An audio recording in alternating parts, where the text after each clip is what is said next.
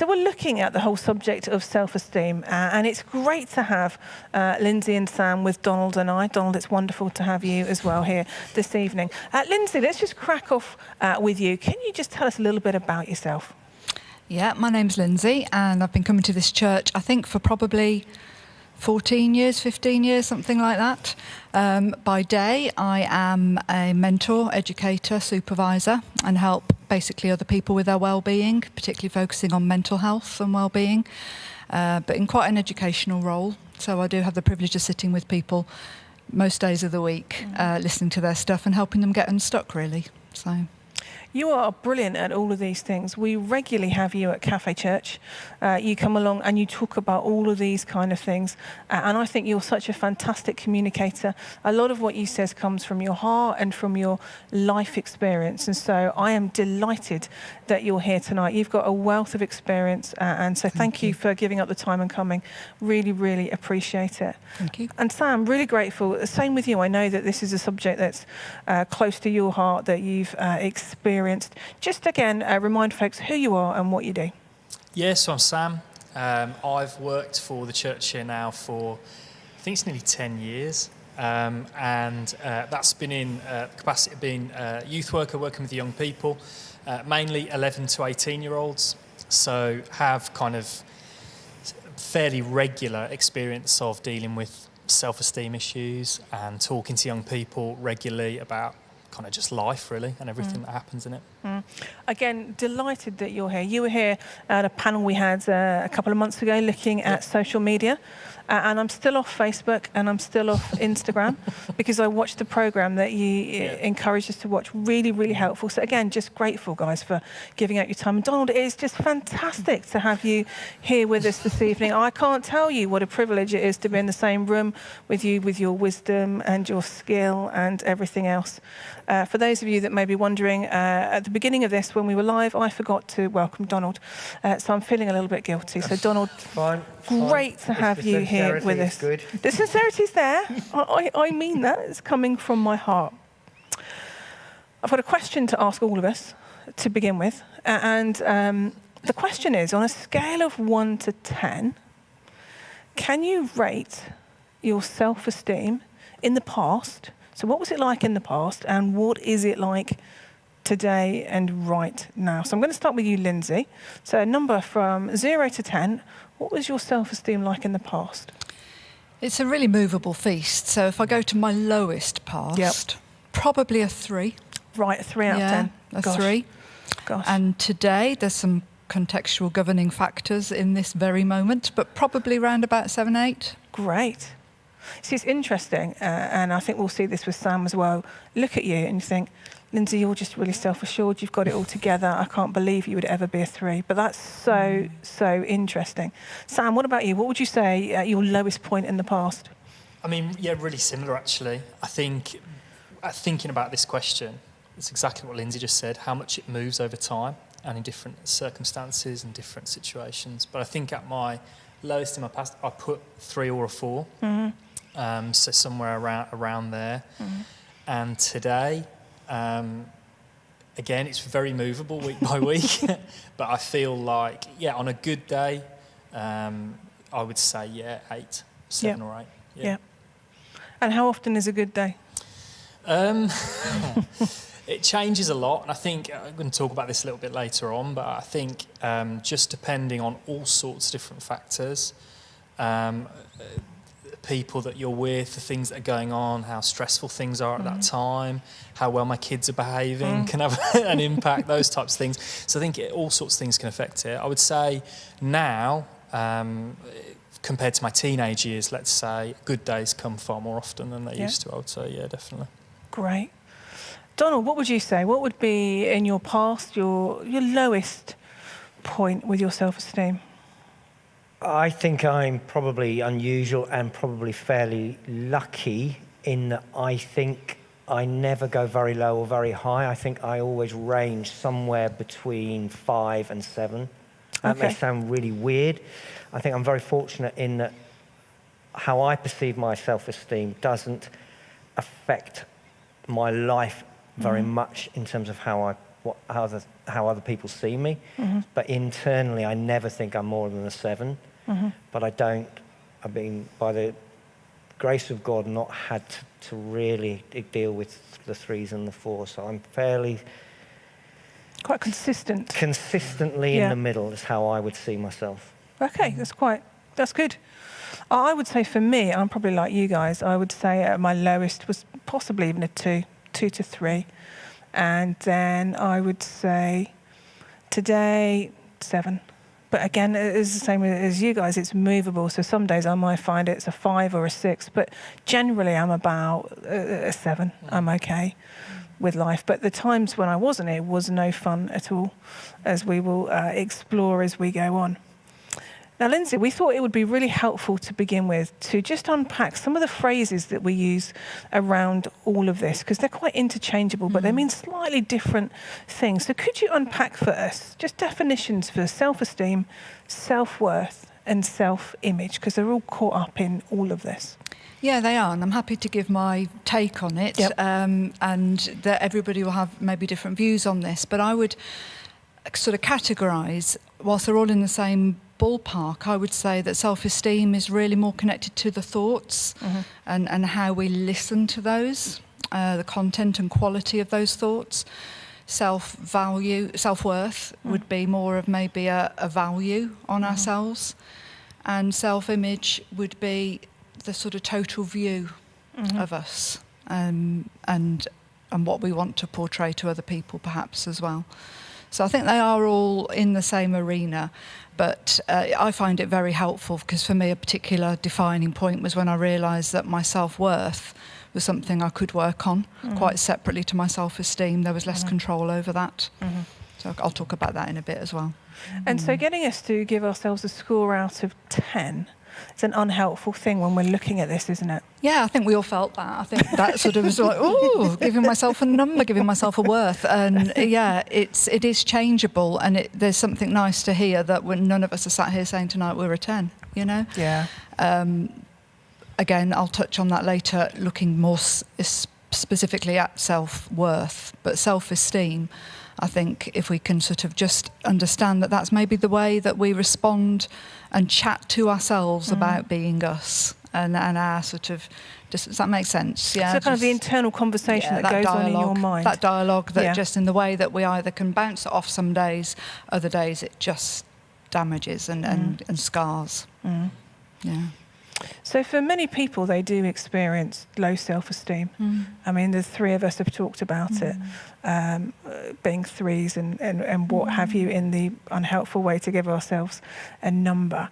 Lyndsay, what would you say are some of the characteristics of somebody that has low self-esteem? Off the top of my head, and then I do happen to have a little list as well, but yeah, there's just loads actually. I think initially people that won't stand up for themselves, people that won't speak out for themselves, people that won't say yes, people that will avoid rather than engage.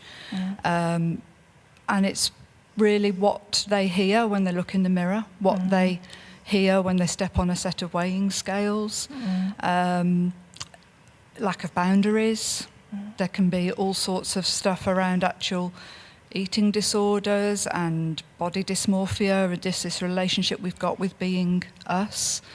But it can also be people-pleasing, mind-reading, saying yes to things and only for those reasons, to try and give our egos a little pop and bring ourselves up a score or two for short-term gain. So I think they're sort of all quite symptomatic of low self-esteem, but it can be completely invisible. I think maybe this is a bit more of my story, but it can be well masked. And inside, you're on this treadmill of doing things because you feel you ought to, or you feel that somebody's expecting that of you or something, and not from a place of authentic gifting and releasing to do it. And how easy is it to identify those things in ourselves? I mean, we'll come on to talk about how we mask them.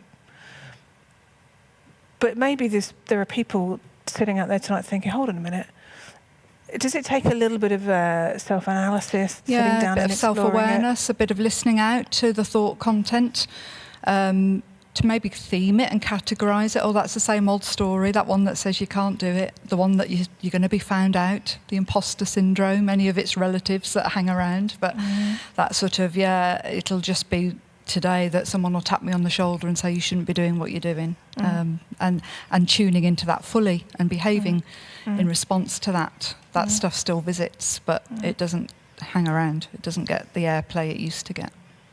Do any of you remember coming to a point of recognising, actually, this is an issue? Because I think for me, I went through many years, this was just my normal life. It become so ingrained in me to think this way that I didn't know to think any differently, if that makes sense. Do you remember a point of realisation, hold on, something isn't right here? I think I did, definitely, yeah. So I was just listening to Lyndsay then. I can definitely resonate with becoming a lot more self-aware over the last sort of 15 years of my life, like listening to myself. And I think probably in my late teens, I realised that the way that I felt about myself, I think Lyndsay mentioned people-pleasing there, and that kind of me being so bothered about what people thought about me and having such a negative view of what people thought about me, I kind of thought this isn't the way to live properly. Like this isn't a healthy way to live. And from then on, it's been a real journey, like we said at the beginning, of ups and downs. But definitely at that point was that kind of realisation of this isn't healthy to think this way about yourself. Definitely. Lyndsay, have there been any specific examples in your life where you look back and think a low self-esteem has stopped me doing things I've wanted to do? Well, yeah, you were party to it, really. Oh dear. It seems a long time ago. It probably was closer to 10 years ago, but you started to invite me to do things, and I was just met with this barrage of reasons why I couldn't do it. And you did that smile, and you just sort of stayed persistent, and I just noticed that the lack of self-belief and the doubts and the avoidance and the desire to just hide. I noticed the energy drain on that. I noticed the negative self-talk. So you provoked it, and then I kind of had to either shut you up somehow permanently. I couldn't think of a legal way to do that. Or I had to consider afresh actually what God has given me and when to use it and how to use it, and to do it for Him and not for you, frankly, but just to do it for Him. So yeah, and having invitations in work as well, where I would say, "Oh no, that's not me," or worse, going through with something that didn't feel authentically right to do it, and feeling like a robot doing it. So. I think for me there have been times when my self-esteem in the past has meant that I've not felt I've had the right to express how I'm feeling, which sounds funny because I do a lot of talking, but not to actually say I'm hurt or I'm angry or I'm upset. I used to just bottle all of that, thinking my opinion isn't valid, and so I just wouldn't express an opinion. You could probably tell by the look on my face what I was thinking, but it would just stop me being authentic and real, and that's still something I think I struggle with. If I feel hurt, I find that hard to feel I have the right to say that. That why should anybody else want to listen to me about why I've been hurt? If I'm angry at something, I find that far easier to express, probably in a more unhelpful way. I mean, Donald, you've probably been on the end of some of my frustrations, and you've just calmly smiled and let me vent. He's very good at that. And just that look on your face of listening, but it's not affecting you, is really, really helpful. And I think as well for me, resonating what you've talked about, Lyndsay, not feeling gifted or able to do anything public, any public speaking, just thinking I've got nothing to say, I've got nothing to offer, and my response would be no. I come up with a million excuses as to why I couldn't do it. Have there been other things that you felt that you've not done because of your self-esteem, Sam? I think there's definitely been things I've been really hesitant to do. I would say I've had a really interesting kind of, like talking about self-awareness a second ago. I think through many good friends, I mean, like you're just talking about Donald there and listening and being there, through many good friends and many sort of honest conversations, and also my mum and dad really just listening to me and talking to me when I felt at low points. And I met with Lyndsay for a bit as well and talked to Lyndsay a lot, and that was really, really helpful. Just throughout my life. And I think I've definitely noticed in those moments, the helpfulness of having those conversations and how much more self-aware it's made me. And I think I remember when I started at Bible college, which is quite a long time ago now, I can remember a really good friend of mine, really close friend of mine, Carl, before me and him knew each other, we remember both looking at each other and thinking in that moment that we really wouldn't get on with each other for different reasons. And he told me, and he's one of my best friends now, and we have really open and really honest conversations. He remembers feeling like, he looked at me and he remembers thinking that I was quite arrogant, that I was very full of myself, and I was very self-confident. And actually for me, in that moment, in that environment, being in a new place, it was totally the opposite of that for me. I was being shy, I was being really reserved. He actually really looked at it as kind of like a standoffish, kind of like... but actually for me, having that conversation, and I'm not saying any of this stuff for pity or any of those reasons, but actually having that conversation really helped me realise that actually that can sometimes be the way that comes across to people. Yeah. And actually that me being shy and not wanting to be up front and do things like that comes across in a certain way. And I've definitely recognised that. And another thing, I remember many years ago listening to a bloke called Mike Pilavarchi, who some people will know who Mike Pilavarchi is. He leads a church called Soul Survivor down in Watford by London. And I remember him talking about his self-esteem and how he felt about himself. And I remember resonating with that so strongly. It was the first time I'd ever felt like I'd heard somebody talk about how I'd felt. I remember it. So for me, a lot of my self-esteem affects how I am, I think, in social situations. The way that people think about me, I feel like people don't like me very much. I tend to be very, very negative about how people view me. So that affects how I am in social situations. I think it stops me from doing certain things sometimes. But I remember Mike talking. He flies all around the globe doing all sorts of different things. And he'd been on a trip to South Africa. And he came back to his church, which he leads. He's the leader of that church. And he came back and he remembers seeing some of his interns and some of his staff talking in the corner after he'd returned. And he remembers thinking in his head in that moment, they don't want me to be here. Gosh. They've had a better time without me. Now that I'm back, they're going to have a worse time. And I remember feeling like, that hit me like a ton of bricks. And I remember thinking, that's how I feel. I enter a room and I feel like I am bringing... And again, I'm not saying any of this for pity's sake or anything. I'm just wanting to, I suppose, be open and honest about how I feel, in the hope that if anybody else has ever felt like this, to know that it's not how you should feel, because it's not true. None of this is true. It's all lies. But that I would enter a room and I would feel like the people in this room are now going to have a worse time because I'm here. They're looking at me and thinking, well, you're not a good person. You're this, you're that. And actually, I think that stops me from sometimes being myself in situations. I feel like I perhaps need to be somebody different.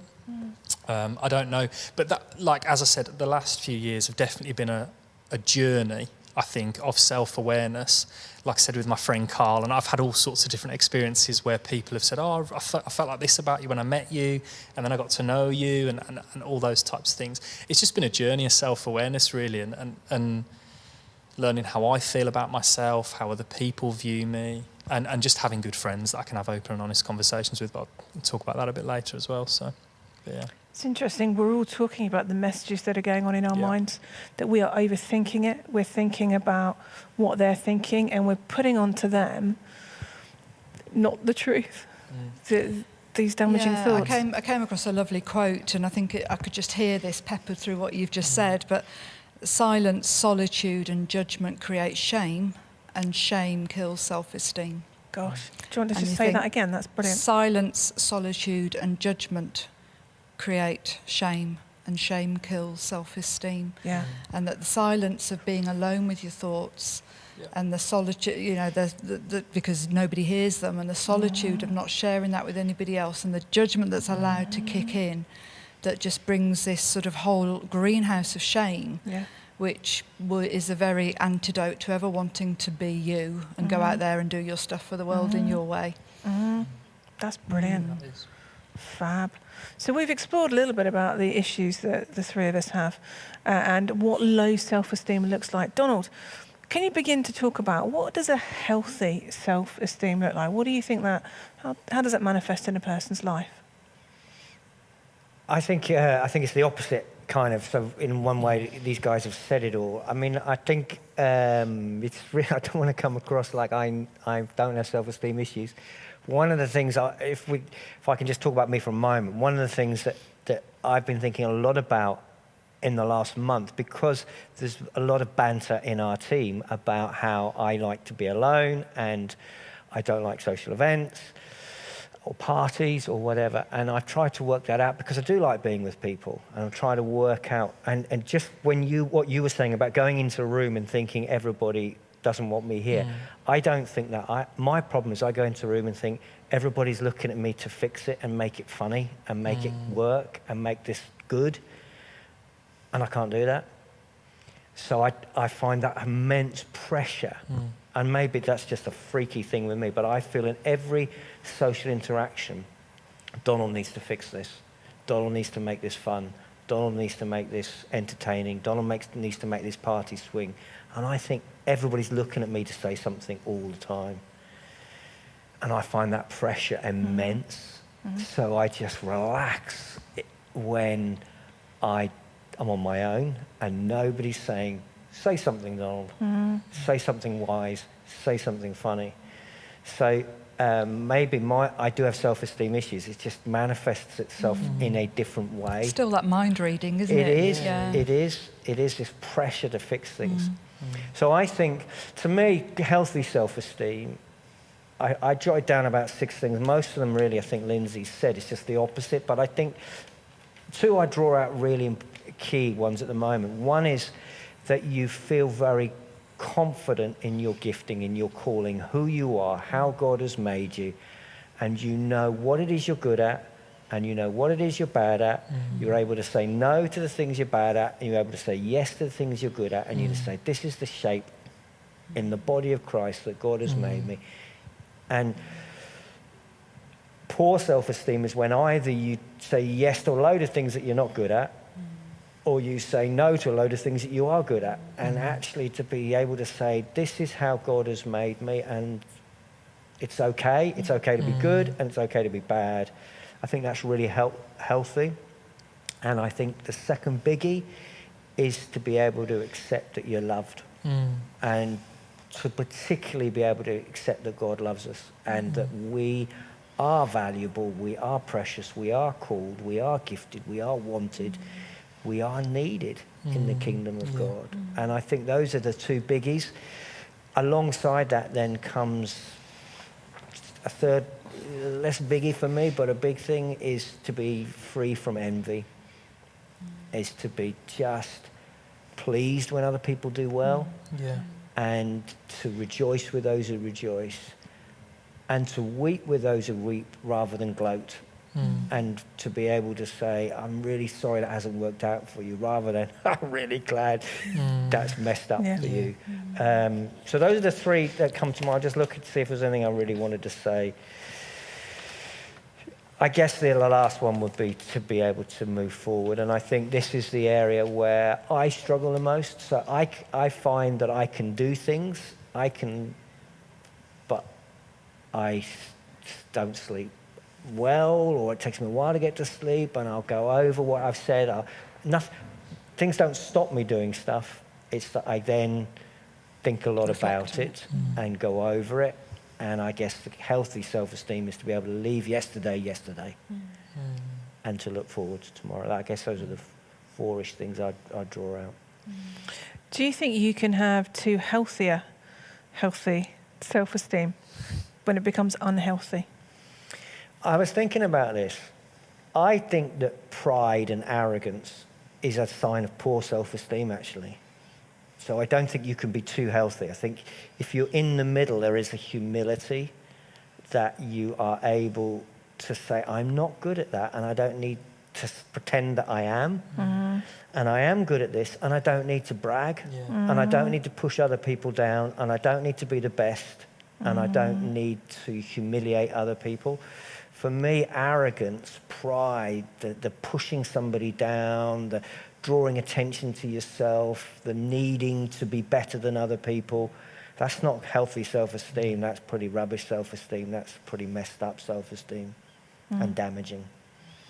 It's interesting because we come across some people that really want to get involved in different ways in doing things in the life of the church. And there are some that are very pushy about it. I have to do this, I'm called to do this, this is my thing, let me do it. And you're... How do you react to those people, Donald? I like to give people time in our churches to be. Yeah. And to get involved, but without having to have responsibility. When we talk about at least a year of just being. And I think where people find it hard to just be and involved and help with little things, but not to have a title or a role or a position that's noticed. I think they just got to suck it up and learn. Yeah. And it's hard. It is easy, isn't it, for ego to be involved? Yes. And ego's inflated, puffed up, and it's deflated with a bad comment or a lack of opportunity to serve as well. So I think it's quite a good testing point to say where there's ego around, you're likely to feel hurt about that stuff more than if it's a servant approach as to, am I needed now for this in this moment? But the more someone says, I need to do something, the less I feel confident about them doing it. I think as well, the more secure you are in who you are, and the first thing that you were talking about, what God is asking you to do, the more able you are to cheer everybody else on and release everybody else and see their potential and think, I want you to thrive. I don't have to be the big I am or whatever. Actually, you see the best in everybody else, but you need to sort yourself out first. So I think the whole ego, the whole thinking of yourself more highly than you ought, as the Bible would talk about, is really unhelpful. It may seem to everybody else, oh, they've got it sorted, they've got this great self-esteem. Well, actually, they haven't. There's a lot going on beneath the surface. So I think when we find a place of comfortableness in who we are, I think it's then that we find it easier to find our place and to serve and to say yes. Has that been your experience, Sam? Has there been things in your life where you felt, actually, this is me, this is what I am called to do? Yeah, absolutely, definitely. It's interesting talking about like having a good self-esteem. The thing that I wrote down when I was thinking through that was actually playing sport. And when I actually feel at my most confident. But I think for years, what Donald was just talking about then, the story in my life was, what Donald was just talking about, I felt like I needed to prove myself so much in that area because I was struggling in other areas. So it was like, because I'm good at this, I need to prove that I'm so good at this, that because this is going to fill in the gaps. And it never does. Yeah. And I found it,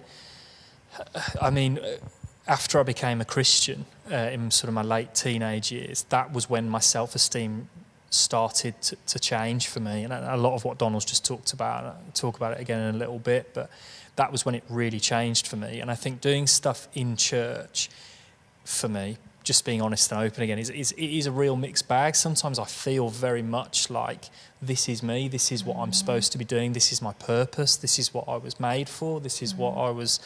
And sometimes I feel like everybody's looking at me. Everybody's thinking, you shouldn't be doing this. And again, those are the voices in my head that are, I know them to not be true. It doesn't make them any less difficult when they come up. But, and I think there are definitely times where I feel like, yeah, this is what I'm supposed to be doing. And it's just, for me, a learning curve of when we go back to thinking about the sports stuff for me, not letting it border into, right, I've got to prove myself in this. I've really got to make sure I'm better than everybody else. I've got to make sure I'm not going to that unhealthy side, but actually like just be content in who I am, what I was made for. And doing things that, are within my gifting and not trying to be somebody that I'm not because I feel like I need to prove myself. Yeah. That's brilliant. Lyndsay, what about you? Have there been times when you just thought, this is me? Yeah, and I think that we've actually been given bodies that if we can listen in properly, we'll get a feeling of, this is me in flow. I feel I'm in the right place at the right time, doing the right thing.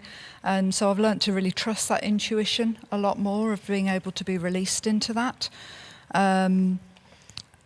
Donald used the word shape there, and that was an acronym I learnt years ago, and it completely resonated with me, that if I could just know my strengths, my heart, so my value system, my strengths, my heart, my aptitude or abilities, my personality and my experience, and if I could pull those things together and just see that I have been given those things for a reason, then I will be a good fit in those things. So I found my way in terms of public speaking. I've got favoured versions of that, and then I've got new experiences that I'll just say yes, I'll try, and I'll just see how that sits with me. But I know I'm most comfortable one-to-one with people and going on a journey where I spend time with them week on week and see transformation. And that brings me alive. I get absolute full life from those even, difficult situations. But there'll be other things where I'll just hold it lightly and say, just like a piece of a jigsaw, I'll have a go at putting that piece in. I'm not going to ram it in. I'm not going to think I'm not shaped like the other pieces. Yeah. I'll just say it's not my jigsaw. Yep. This is my piece, but it's not my jigsaw. Yeah, absolutely. That's really helpful. That's really good. I mean, talking about giving life, Donald, preaching, teaching God's word is something that you feel God's called you to and brings you alive and gives you life. Would that be a correct? You're looking at me like I'm talking. Yeah, I'm wondering what the question's going to be. No, I'm just talk a little bit about that. Talk about the areas in your life where you think this sets me on fire. This actually is where I'm supposed to be, doing the right thing. And I feel a sense of, like Lyndsay was talking about, being energised, just that, yes, this is me. Yeah, absolutely. Exactly what Lyndsay said. I think that there is also within me quite a key moment for me. Two things are really, really helpful. And one was that I had somebody who really, 2 or 3 people who really, really believed in me and encouraged me. And I think one of the things we'll come up to at the end maybe about how we grow it is find the people who are really, really helpful. Yeah. And I had some people very, very significant who really encouraged me.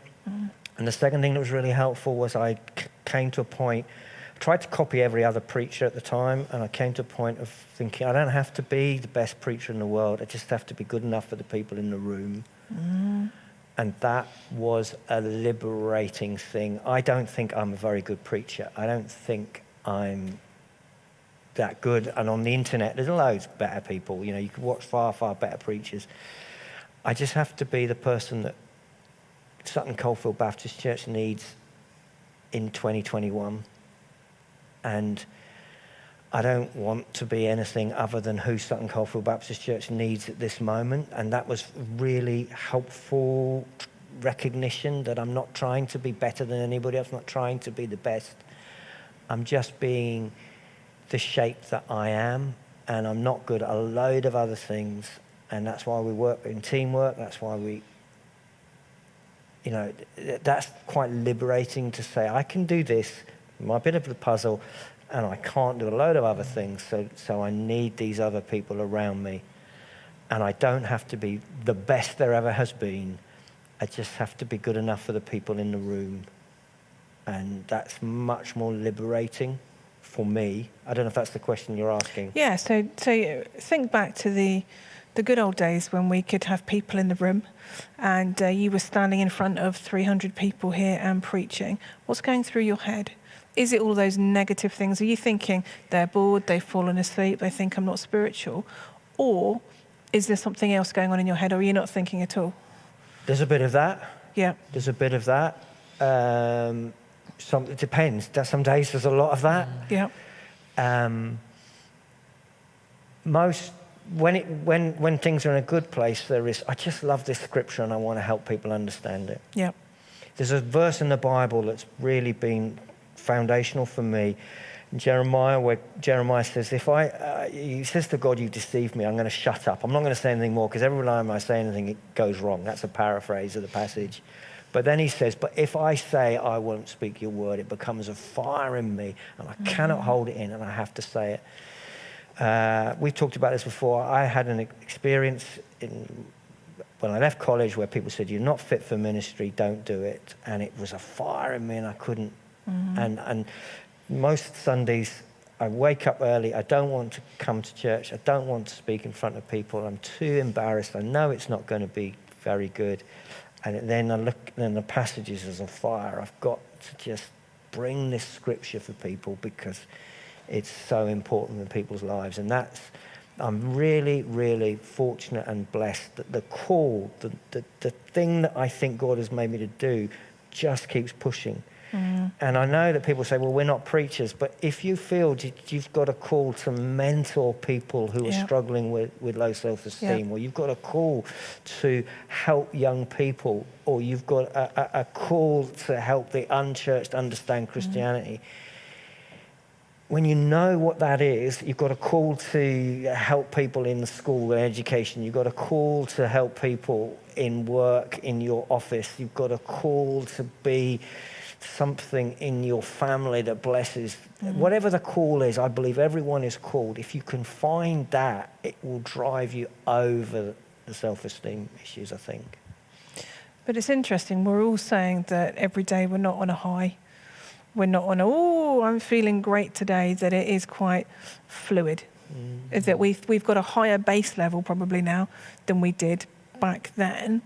But it's not every day that we jump out of bed, today's a fantastic day, I've got this wonderful opportunity. I don't want people to think that I'm like that, because I'm not. There are days when you're in bed thinking, I don't want to face today. I don't want to go and preach or do whatever it is. I just can't face it. And that's normal, that's part of life. That doesn't mean to say we've gone 100 steps backwards. It just means we're human. But it's the actually getting out of bed and saying, and yet, God, I'm still going to trust you.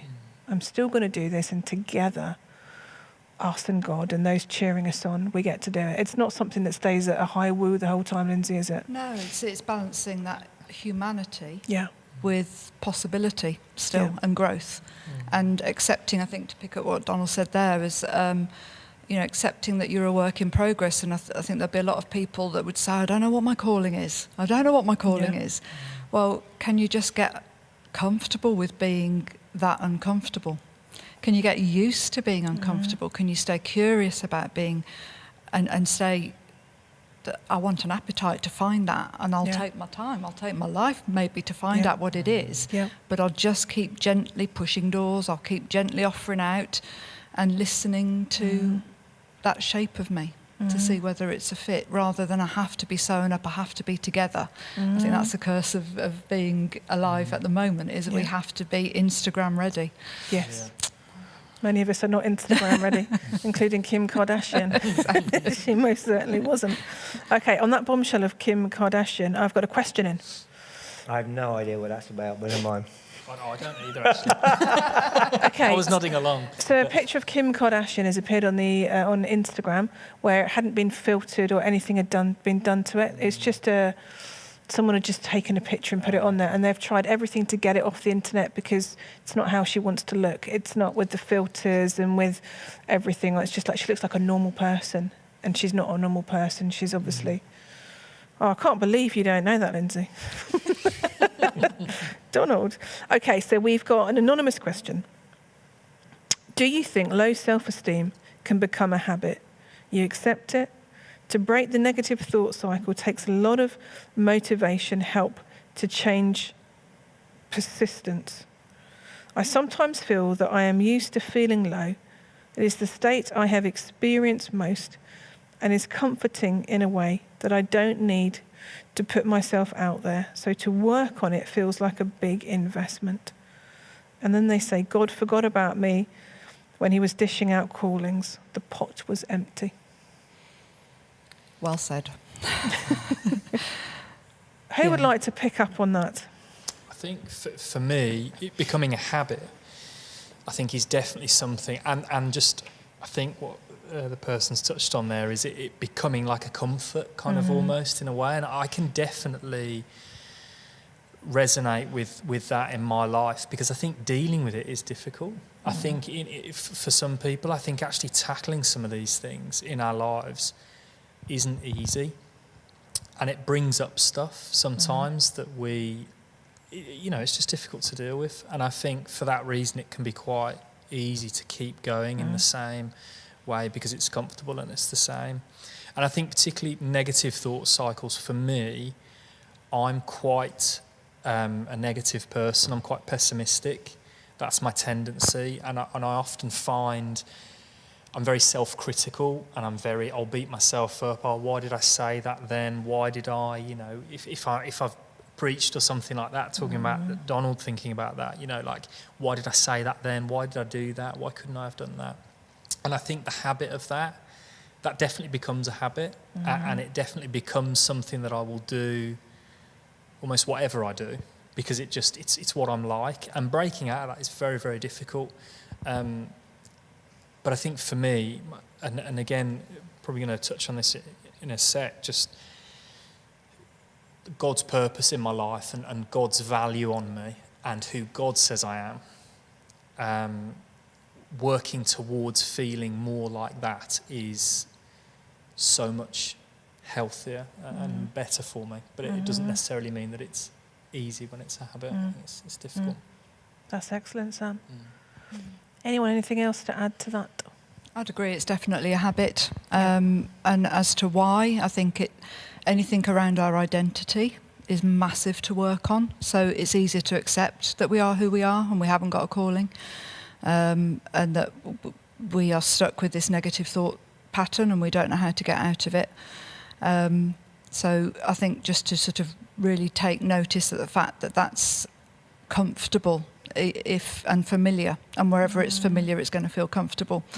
But if there's an appetite there and just an ounce of curiosity that says, but God's not finished with me yet, and am I open to growing and learning more about what is in me to be used? And there's always some history there. There's always something that's caused the hurt, or caused shame or affected self-esteem. So it's just being willing and able to work on that with somebody that you trust, that knows you and loves you and wants to be that aid for the journey as well. Brilliant. I think just on that, sorry, just because I just thought of a couple of things then when Lyndsay was speaking. I think in terms of meeting with somebody, one of the biggest things for me in terms of actually tackling these types of things, because it is difficult, is actually just recognising what the things are that are causing it.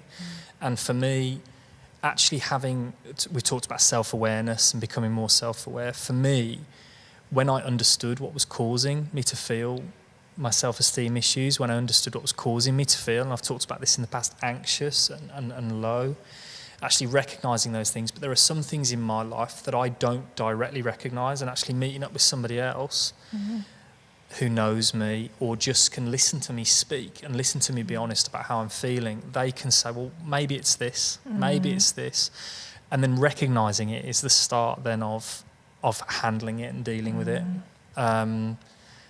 And some of those things are, like we talked about this a little bit with the social media one a few weeks back, some things are easy to deal with and quick fixes, and some things take a little bit longer, and they take a number of weeks or months to even years to overcome.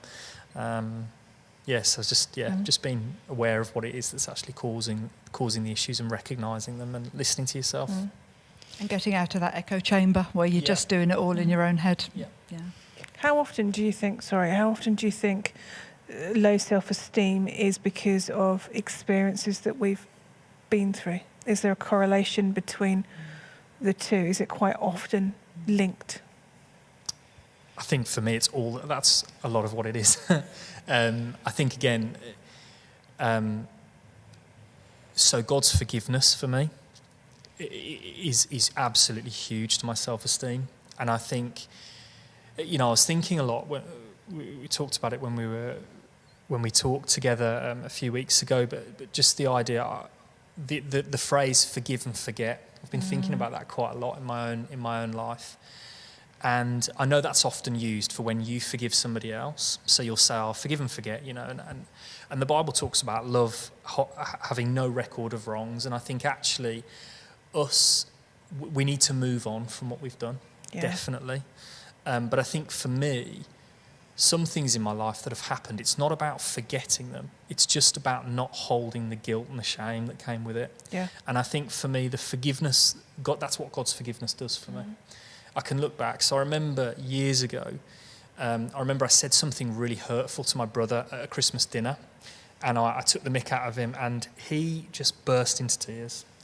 And we'd normally laugh and joke all the time, but he just burst into tears. And I remember in that moment feeling dreadful. I just felt so awful. And for years, I carried the guilt of that around with me. It was a really small little thing, but for years I carried the guilt around with me. And we went on holiday. And this was probably 6 or 7 years after it had happened. And I remember saying to my brother, it just came to me in that moment. We were in the same room, just sort of unpacking our bags or something. And I said to him, "Do you remember when I said that to you? I've really felt bad about that for a long, long time." And he said, "Oh, I forgave you for that years ago. I hadn't even thought about it." And for me, the weight that lifted, knowing that God had forgiven me, that he was okay, and he didn't feel hurt by that anymore. The weight that lifted. Now, I haven't forgotten about that moment. I can talk to you guys about it now because I remember it, and I don't want to ever behave like that again. So I think it's important for me to remember that in a way, if that makes sense, so that I don't behave like that again. But actually what I don't carry around because of God's forgiveness in my life is the guilt and the shame. And the weight that lifts from me. For me, the experiences that I've had have definitely, it's all about what I've done, what I've said, what's happened in my life. That all piles on and makes me think, you're a bad person, you don't do that well, people think this about you. So the role that God's forgiveness plays in my life is massive, in terms of actually just freeing me from the guilt and the shame and the feeling, not worthy. It stops that record in your mind of saying you're awful. Yeah. That's really helpful.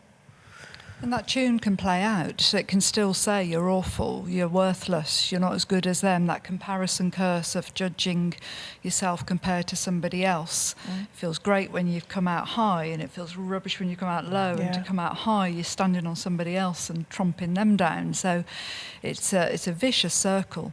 But to be able to sort of take a distant view of that. And, I often say to people, these are my glasses, they belong to me. If I left them on the chair, I don't think you'd carry on talking to them, You might get more sense out of them, but, you leave them on the chair, they're Lyndsay's glasses, they're not Lyndsay. But they're great invention. I use them every waking hour of the day, but if they're smeared, then it's a warped view on the world. And to me, that's how my self-esteem is. When it's healthy, it's helping me see clearly my limitations, Sam's limitations, Sam's strengths, my strengths, and I can see that and celebrate what's going on for other people and own what's going on for me. But when my lens is smudged, warped, splattered on, then I'm going to be looking at those specks and looking through a masked filter, a marred filter. And that's where the work of knowing Jesus and working with God and being able to get that stuff cleaned off. And even if it gets mucky again the next day, I think the whole thing about the number scale of I used to be a 3 and today I'm a 7 is that when your self-esteem's healthier, you don't stay stuck for a long period of time. You've got this ability to bob more freely, and it's not actually a whole day, it might be an hour where it's just taken a bit of a nosedive, recognised its smeared glasses, polished them up a little bit, remind myself I'm a work in progress, I'm human, I'm forgiven.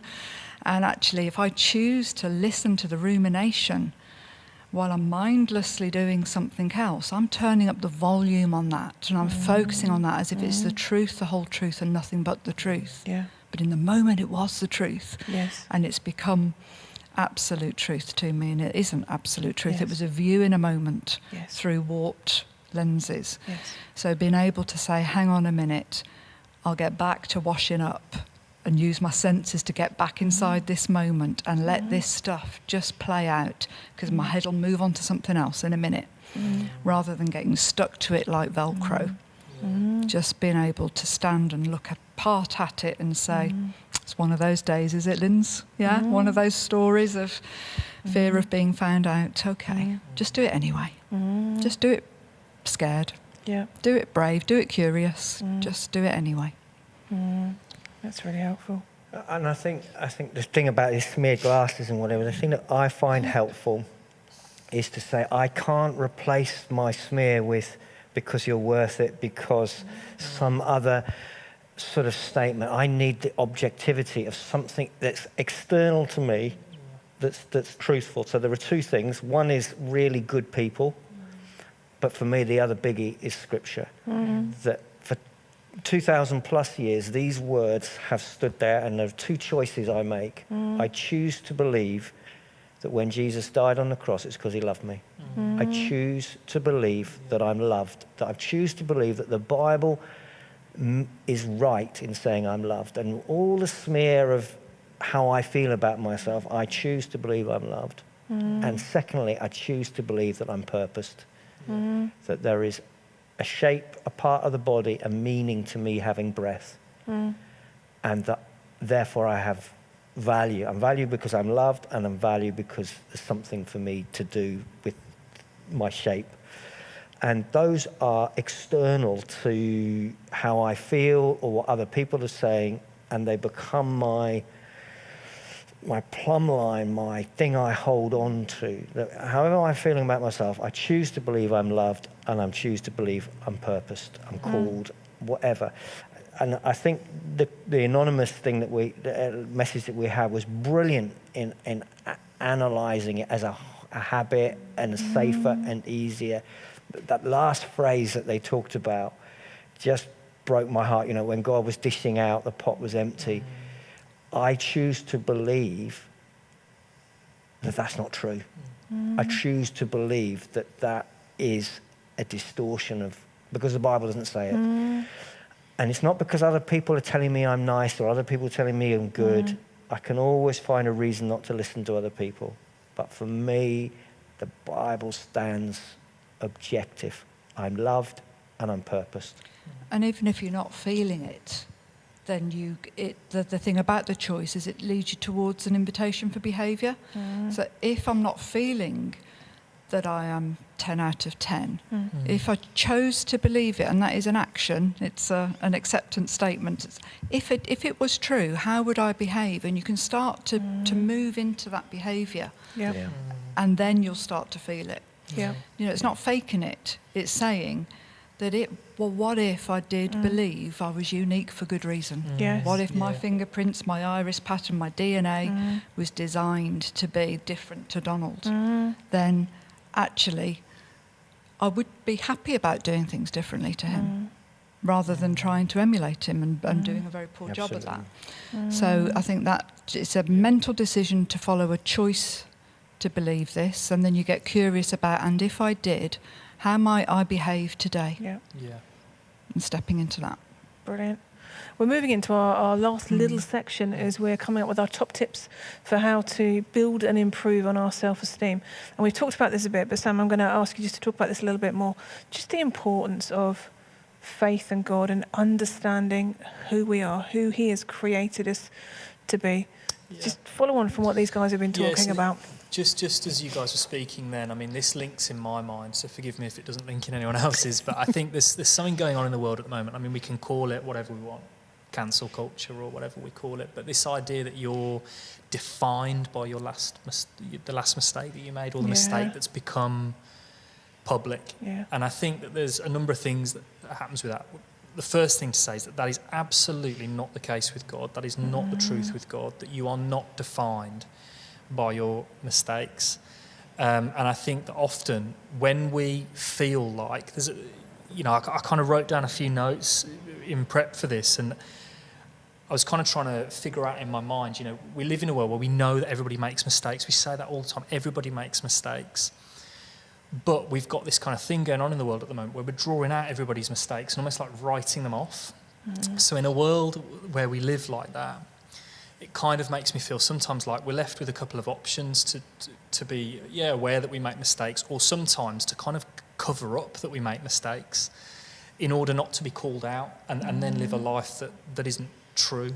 And for me, just reading scripture and knowing what truth is and knowing where truth comes from. And Cath, you mentioned Psalm 139 when we were prepping for this, and just reading through Psalm 139 and understanding. I mean, you guys have said it all perfectly already, all the different kind of elements. But the Psalm, I definitely recommend if you've got a Bible in your house to go away and to read this Psalm, because it talks about God knowing us, creating us, and who we are. And it's split kind of into 4 sections. And the first section is about God basically seeing everything that we do. And it's written by a character in the Bible called David. And David talks about God being able to see everything that he does. He talks about seeing him sit down and stand up. He talks about him, where can I go from your presence? You're absolutely everywhere. And you see everything that I do. So there's all seeing. And then the next bit, which I've just mentioned, which is God being absolutely everywhere.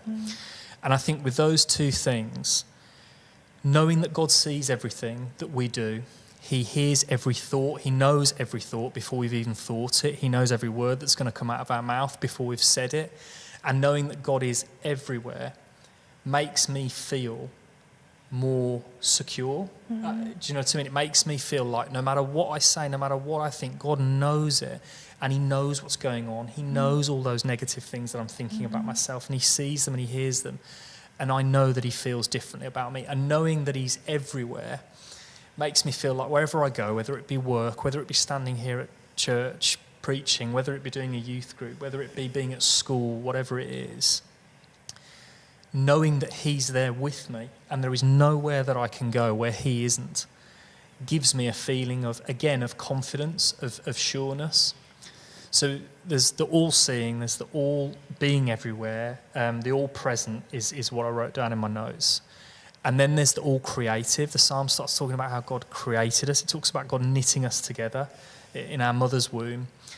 And you guys have said it all brilliantly, when we understand that God created us, it gives us that sense of unique purpose and that sense of you were made for something that no one else in the world can give. And I think when we understand that and God reveals that to us, that really changed my life. It's like I don't need to pretend to be everybody else. I can be myself. God's given me that. And then the last point, which I hope this makes sense, the last part of the psalm is about God's holiness. And David talks about in the psalm God seeing the things in him that aren't good and looking into him and seeing those things. And that, again, that's a paraphrase of the scripture, and I do encourage you to go away and read it. But actually, I don't know how we can live with good self-esteem or a healthy self-esteem when we don't have a standard to live by. And I think for me, being obedient to God and wanting to live in the way that he wants me to live gives me a standard. And I can check myself against that standard. How am I doing? How am I living in this way? And if something's out of kilter, then I can start working on that and making it better. And somebody spoke to me years ago about this idea of having an audience of one and God being that audience and actually just concentrating on, just concentrate on how God wants you to be. And then actually everything else will fall into place. So the idea of God being holy and us wanting to be obedient to him, some people might look at that and think, well, surely that affects your self-esteem if you're not doing very well or whatever. But actually for me, when I look at the world's standards and I look at God's, I know that if I live by and try and live by God's standards, that actually that's going to really help and fulfill my self-esteem. I don't know whether that makes No, sense. that's brilliant. But I think just Yeah. trying to live in obedience to him really helps me know where I'm at. Yeah. Yeah. Perfect. Lyndsay, have you got a little illustration for us that you're going to leave with me afterwards? Funny you should say. It's old. People have probably seen this a lot, but it really is worth repeating. That this is a £10 note. We're not using a lot of cash at the moment No. because people don't like to accept it, but it's a £10 note, and we know it's £10 because of its colour, words, numbers. It actually says, I promise to pay the bearer on demand the sum of £10. I am the bearer. The promise comes from the Bank of England. So it's that sort of like, no matter what you might argue with me, between me and the Bank of England, this is worth £10. Now, even if I do this, which is hard with these new notes, but even if I do this and you can no longer see the words or the numbers or even the colour, it is still worth £10. It hasn't changed its worth. It's starting to probably feel a bit inferior to a brand new note. It's probably starting to feel, will it ever get used? If I do this, it hasn't even got a bearer now. But I guess if we left the building, it kind of might not be here next week. Yeah, somebody might just choose to adopt it. But even without being owned and in possession of somebody who really wants it, it is still down there, and it is still worth £10. And even when it is downtrodden, underfoot, crushed, and out of view, it's still worth £10. And I can't do it with these, but the old ones I could rip them in half and completely separate it out. But the thing that's, to me, the most powerful part of this story is that there is a number on here, AD 37 049 720, and that number is repeated on the other half. There's no other note in circulation with that number. And that is just a daily reminder of that nobody else will laugh like me, cry like me, have my DNA, my fingerprints, my iris patterns. And that is by design and not accident. I fully embrace the fact that I'm meant to be different. And sure, I've got scars. I've got physical scars. I'll maybe show you one day. But I've got emotional scars. And sometimes they're on view. And they tell a good story. This note has just been through some tough times in the last 2 minutes. It's not looking how it was. But it's got a story to tell because of that. But fundamentally, its worth hasn't changed. Yes. And so my self-esteem can go up and down. But I do know that I'm 10 out of 10. Yeah. And even to be able to say that on stage, not knowing who's listening, who's judging me, I just know, and I will argue it, that I know I am 10 out of 10. I don't feel it. But if I chose today to believe that I am worth that to God, then that's what brings me here tonight. Yes. Not because suddenly I know I've got the answers and I can do it and my ego's involved. Yes. I will do it based on my worth Yes. and not my view Yes. of myself. Brilliant. Last top tips for helping us to build our self-esteem. What would you say? Anyone for anything? I think to recognise that low self-esteem will encourage you to forget the things that would be helpful to be remembering. So forget the things that you are actually good at. We underplay them because we're good at them, so surely everybody, it's no big deal, no biggie. That's actually a sign, it's one of your strengths. If you go to thank somebody for something and they say, well, no problem, I do it. It's easy, is it? Okay, that's a strength for you then. But low self-esteem, so it makes us forget the things that we could do well to remember, but it kind of makes us remember the things we would also do well to just let go of. Yes.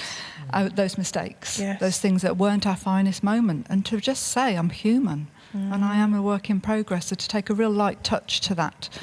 And that's how you can start moving on from this moment, regardless of what your filter on the world is like, or how it's been damaged and what you've been through. And this whole thing about don't try and eliminate thoughts, don't try and do the positivity battle of just believe in yourself and have a mantra and recite it to yourself 10 times in the mirror in the morning. I don't actually buy into that. I think just let those negative thoughts pass on by. They will. Yeah. Change your relationship with them. Yeah. Don't try and control them. Yeah. Don't try and suppress them. That's a sure way to depression. Yeah. Just let them bubble on by and choose to be back in this moment and deciding in terms of what's important to you, what's valuable to you, what fires you up, what makes you angry. They're all the things that show your values. Start to make some steps towards those in your day and accept your humanity and your vulnerable frailty in that. Brilliant. Brilliant. My top 2 tips would be, one, be absolutely ruthlessly eliminate voices that are critical. If that means coming off social media, if that means hardly listening to your parents as an adult, I'm not talking to teenagers, I'm talking to adults. If you've got parents that are constantly critical, stop listening. And I have this Teflon thing we've talked about before, that I know that you're speaking to me, but I'm deciding I'm not going to hear those words. Surround yourself with people who are not critical. That's what my top tip is. That means there are critical people that I live amongst, but I've recognised these are critical people, and I don't need to hear that. I don't need to follow them. I don't need to have them comment to me. I don't need to take on board that. If they are in my family, then I need to try, not that they are in my family, I don't have that, but I know that that's an issue for lots and lots and lots, and probably that's the biggest place of critical voices is in our family, is we've got to find a way to say, my mum or my dad or my brother or my sister, my kids are critical of me, and that's not healthy for me. So I need to not have nothing to do with them, but I need to stop listening to those voices. And that maybe is a whole session on how we do that. And my second top tip is to choose to be a person that builds other people's self-esteem. That if you choose to say, I'm going to be an encourager, you will find that other encouragers come closer to you. And if you choose to be a person that in your family builds people up, doesn't point out the negative, chooses to act with mercy to other people's failings, if you choose to become that kind of person, you'll find that you hear those voices from others. If you choose to be critical, you get it back. If you choose to be encouraging, you'll get it back. Those are my top 2 tips. And to turn that in on yourself, that compassion that you can extend to other people and give them the word of encouragement to speak truth into their lives, to hold that mirror up and say, I see this in you. Yeah. We can do that for other people, and the invitation is, can you do that for yourself then? Can you, that self-compassion that says, do you know, you're trying your best, and that's okay for today. With your limited resources, with whatever, that's enough, and you are enough. And to believe that you're good, full stop, enough, rather than I'm good enough. No, you're good, full stop. Yeah. Enough, move on. Yes. Yeah. Yes. Brilliant. Any more for any more? Yeah, I was just going to say, it's very similar. Just talk to people. I think talk to people that you can be honest with, that can be honest with you. I think it seems to be an issue that particularly affects men, potentially sometimes young men, to not want to talk about emotions because we feel like it makes us weak or something. Yeah. But I think for me, just being able to be open and honest with people, I think for me that's been the biggest thing for me that has really helped me, just speaking things out and letting people know how I'm feeling. It's a big thing. Well, your honesty has garnered a comment. So someone's messaged in, I found what Sam said about forgiving ourselves for things we've said or done that was hurtful to someone else. I need to learn from some things and move on. So someone's found that incredibly helpful. And then the anonymous person, heartfelt thank you for your contributions tonight. You have given me a ray of hope to cling on to. And then I'd just like to add that there's a lovely verse in Psalm 141 about asking God to set a guard over your mouth. And that person was very brave coming in and articulating and putting voice to those. So they've dealt with the solitude side of it tonight already, which is brilliant. But then ask God to just be that watch doorkeeper over this, that, we can't control the thoughts, but we do get to decide what we let out. Yeah. And I think that's a really helpful first stage, is to say, I choose to not speak that stuff out anymore. It's not to silence it, it's to process it, and only let words that will bring me life and bring me joy about myself that I would say to somebody else who I loved, and have that dialogue for myself. So we try and drop the I'm rubbish at that. I'll say I wasn't my finest moment. Yeah. It's not my favoured room. Yes. But to lose the labels that just I'm such an idiot. No, it wasn't a great decision I made, but I've learnt from it. So really inviting God to be that sort of doorkeeper, keeping a watch over our mouth, and starting with the language that we use, I think is really, really important.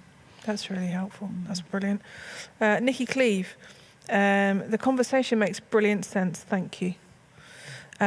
I think you guys have made brilliant sense. I think it's been a real privilege. We could sit and chat here all night, because this is something that's really on all of our hearts, and we're really passionate about. But I'm so grateful that you've given us the time, and for your honesty, for all that you've shared, but also just the insight that you've brought. This is going to be a video, so this will go out on Saturday, and also a podcast. So folks that have been watching it might want to just check back, or they might know somebody that's struggling.